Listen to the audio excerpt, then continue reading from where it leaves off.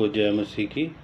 पिता परमेश्वर का धन्यवाद हो कि परमेश्वर ने एक और समय हमारे जीवन में दिया कि हम उसके पवित्र वचन में से कुछ और बातों को, सच्चाइयों को सीखें। और इससे पहले कि हम आगे बढ़ें, आइए प्रार्थना करते हैं। स्वर्गीय सामर्थ्य पिता परमेश्वर, हम धन्यवाद देते हैं ये समय आपने दिया है कि हम आपके वचन से कुछ और सच्चाइयों को देखें, जानें और उन बातों को अपने जीवन में लागू करें। पिता परमेश्वर, हम अपने अपराधों के लिए आपसे क्षमा चाहते हैं। प्रभु यीशु मसीह, आपका पवित्र लहू हमें धो के शुद्ध करे, पवित्र करे, हमें आशीषित करें। इस समय को पवित्र आत्मा आपके नियंत्रण में देते और परमेश्वर जो कुछ हम सीखते हैं उसके द्वारा हम आशीषित हों। धन्यवाद देते प्रार्थना सुनने के लिए प्रभु यीशु मसीह के नाम से मांगते हैं, आमीन। आइए हम भजन संहिता का 85 अध्याय निकालेंगे और उसके कुछ वचनों को हम पढ़ेंगे। 85 अध्याय का पहला पद और छठा पद, 9वां पद और 12वां पद, इन 4 पदों को हम पढ़ेंगे। और वहाँ पर इस प्रकार से लिखा है, भजन संहिता का 85 अध्याय 85 और उसका पहला पद, हे यहोवा, तू अपने देश पर प्रसन्न हुआ, याकूब को बंधुआई से लौटा ले आया है। और 85 अध्याय का छठा पद यदि हम देखें तो लिखा है, क्या तू हमको फिर ना जिलाएगा कि तेरी प्रजा तुझ में आनंद करें। फिर 9वां पद देखें तो लिखा है, निश्चय उसके डरवैयों के उद्धार का समय निकट है, तब हमारे देश में महिमा का निवास होगा। और 12वां पद में लिखा है, फिर यहोवा उत्तम पदार्थ देगा और हमारी भूमि अपनी उपज देगी। जब हम इन वचनों को पढ़ते हैं तो यहाँ पर हम देखते हैं कि भजनकार अपने देश के प्रति अपनी चिंता को, अपने कंसर्न को दर्शाता है और अपने देश के लिए वो प्रार्थना करता है। और हम देखते हैं कि किस प्रकार से जब परमेश्वर के लोग, इज़राइली लोग बंधुआई में चले गए थे और लेकिन परमेश्वर ने फिर से उनको बंधुआई से छुड़ाया।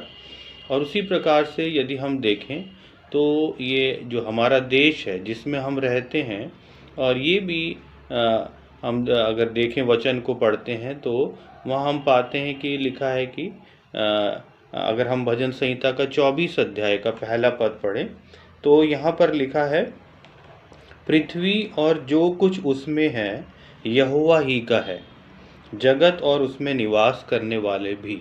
तो इस वचन के अनुसार हम जिस देश में रहते हैं ये देश भी परमेश्वर का है और देश में जितने लोग रहते हैं वो भी परमेश्वर के हैं। तो हमारा भारत देश परमेश्वर का है और परमेश्वर चाहता है कि इस देश में, हमारे देश में एक बड़ा कार्य वो करे, उद्धार का कार्य करे, छुटकारे का कार्य करे। तो परमेश्वर ने हमारे देश में अब मन लगाया है और परमेश्वर चाहता है कि हम अपने देश से प्रेम करें, हम अपने देश के लिए प्रार्थना करें। और जब हम इन वचनों को देखते हैं तो यहाँ भजनकार अपने देश के लिए, उसको बड़ी चिंता है। और हम देखते हैं कि परमेश्वर का वचन हमें सिखाता है, हमारा परमेश्वर सृष्टि करता है। उसने पहाड़ों को बनाया, पर्वतों को बनाया, उसने नदियाँ बनाई। और हम देखते हैं कि पेड़ पौधे और पशु पक्षी सब परमेश्वर ने बनाए। पूरी सृष्टि परमेश्वर की है क्योंकि वो सृष्टि करता है। और फिर हम देखते हैं कि जब वो सृष्टि करता है और पूरी सृष्टि उसी की है, और शैतान को हम देखते हैं कि शैतान कौन है। शैतान हमारा दुश्मन है क्योंकि वो परमेश्वर का दुश्मन है। और शैतान ऊपर पहाड़ों में उसने डेरा जमा लिया, नदियों के किनारे शैतान ने अपना डेरा जमा लिया और पेड़ों के नीचे वो अपना डेरा जमा लेता और कहता है ये सब मेरा है। तो शैतान का ये सब कुछ भी नहीं है। शैतान की अगर कोई जगह है तो वो जगह है नर्क। नर्क को परमेश्वर ने मनुष्यों के लिए नहीं बनाया था। नर्क शैतान और उसके जितने फौज है उसके लिए बनाया गया। लेकिन शैतान ये चाहता है कि वो अकेला और अपने ज़्यादा से ज़्यादा लोगों को वो अपने साथ नर्क की ओर लेके जाए। तो शैतान हमारा शत्रु है, जो परमेश्वर का शत्रु है वो हमारा शत्रु है। तो हमें क्या करना है? हमें शैतान को अपने स्थान से बाहर करना है। हमें अपने घर परिवार से शैतान को बाहर करना है और अपने ज़िले से, अपने राज्य से, अपने देश से हमें शैतान को बाहर करना है। और जब हम ऐसा करेंगे, जब हमारे जीवन में इच्छा आएगी, तो परमेश्वर हमें अपनी महिमा के लिए, अपनी सेवकाई के लिए वो इस्तेमाल करेगा। और हम देखते हैं कि वचन के अनुसार, जैसा हमने पढ़ा, भारत, हमारे देश का प्रत्येक हिस्सा परमेश्वर का है और परमेश्वर इस देश से प्रेम करता। परमेश्वर चाहता है कि हमारे देश के लोग छुड़ाए जाएं, शैतान के कब्ज़े से छुड़ाए जाएं।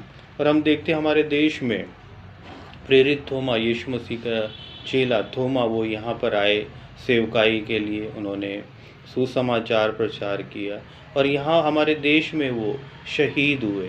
तो थोमा, प्रेरित थोमा का लहू परमेश्वर को पुकारता है हमारे देश के छुटकारे के लिए, उद्धार के लिए। तो ये अंत के समय में परमेश्वर चाहता है, प्रभु यीशु मसीह के आने से पहले परमेश्वर चाहता है कि एक बेदारी, एक जागृति हमारे देश भारत में आए, क्योंकि परमेश्वर हमारे देश से प्रेम करता है। और परमेश्वर जब हमारे देश से प्रेम करता है तो हम भी अपने देश से प्रेम करें। हमारे देश के लोगों से परमेश्वर प्रेम करता है, हम भी अपने देश के लोगों से प्रेम करें। और हमारे देश में हम देखते हैं कि बुराइयां पाई जाती हैं, लेकिन परमेश्वर उन लोगों से प्रेम करता है, चाहे वो मंत्री हैं, चाहे वो अधिकारी हैं, चाहे वो विरोधी लोग हैं। और कई हम देखते हैं लोग भ्रष्टाचार में लिप्त हैं, अन्यायी हैं और सताने वाले लोग हैं, परमेश्वर के लोगों को सताते हैं। परमेश्वर इन सब से प्रेम करता है। तो हमें भी, जिससे परमेश्वर प्रेम करता, हमें भी उनसे प्रेम करना है, हमें उनके लिए प्रार्थना करना है। और जिनसे परमेश्वर नफ़रत करता है उससे हमें नफ़रत करना है। शैतान से हमें नफ़रत करना है, पाप से हमें नफ़रत करना है और पाप को हमारे जीवन से दूर करना है, शैतान को हमारे जीवन से दूर करना है। लोगों ने शैतान को बहुत सुविधा दिया है और शैतान को अपने जीवन में उन्होंने बहुत ज़्यादा स्थान दिया है। लेकिन परमेश्वर का वचन हमें सिखाता है कि शैतान को मौका मत दो, शैतान को अपने जीवन से, अपने घर से दूर करो। और इस प्रकार से अगर हम देखें तो शैतान का हमारे जीवन में कोई हक नहीं है और शैतान किसी भी रूप में हमारे जीवन में प्रभावी ना होने पाए, ऐसा हमें प्रयास करना है, हमें परमेश्वर से प्रार्थना करना है। यदि हम भजन संहिता का 85 अध्याय का 9 पद पढ़ें तो वहाँ पर क्या लिखा है, उसके दूसरे भाग में, तब हमारे देश में महिमा का निवास होगा। हमारे देश में परमेश्वर की महिमा का निवास होगा, हमारे देश में परमेश्वर की सामर्थ्य उतर आएगी। और ये कब होगा? जब परमेश्वर के लोग एक मन होकर परमेश्वर से अपने देश के लिए प्रार्थना करेंगे। और हम देखते हैं परमेश्वर की महिमा कब उतर आई थी, पेंतेकुस्त के दिन, जब पवित्र आत्मा उंडेला गया, पवित्र आत्मा दिया गया, भेजा गया इस दुनिया में। आग के समान वो लोगों पर आके वो आग ठहर गई, उसके चेलों के ऊपर, जो 120 लोग वहाँ ऊपरी कोठरी में प्रार्थना कर रहे थे। और बाकी जितने लोग वहाँ जमा थे उन्होंने ये सारी बातों को देखा। तो जब परमेश्वर की महिमा उतर आएगी तो लोग देखेंगे, अविश्वासी लोग देखेंगे।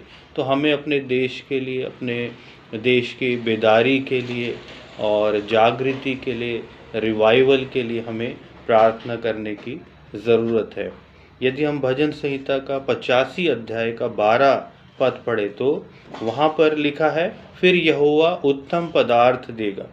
हो सकता अभी तक हमने परमेश्वर के उस बड़े कार्य को नहीं देखा है, हो सकता हमने उसके उन बड़े चिन्ह चमत्कार को अभी तक नहीं देखा है, लेकिन अब वो समय आ गया है कि हम परमेश्वर के उस बड़े कार्य को देखें और उन आश्चर्य कर्मों को जो पहली सदी की कलीसिया में होते थे, जो यीशु मसीह के समय में होते थे, उसको हम देखें। और ऐसा कब होगा? जब परमेश्वर की महिमा हमारे देश में उतर आएगी। और परमेश्वर चाहता है कि वो अपने लोगों को अपने कार्य के लिए, अपनी सेवा के लिए, इस बड़े कार्य के लिए, उस बेदारी के लिए, जागृति के लिए इस्तेमाल करें। यदि हम भजन संहिता का 85 अध्याय का 6 पद पढ़ें तो लिखा है, क्या तू हमको फिर ना जिलाएगा।